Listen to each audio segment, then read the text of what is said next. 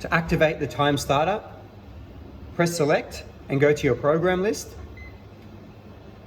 Press OK. Select the program you'd like the oven to start up on.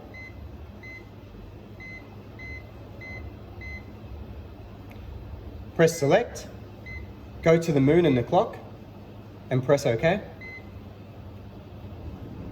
Now you just program the day and time you want the oven to turn on. It takes the oven 1 hour to reach 200 degrees. So if we were starting, tomorrow is Saturday. If we were starting at 3 a.m., I would set for 2 a.m.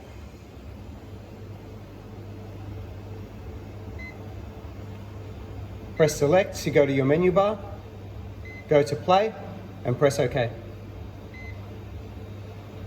The oven is now going to turn on. This is our current time, and that's the time that the oven will turn on.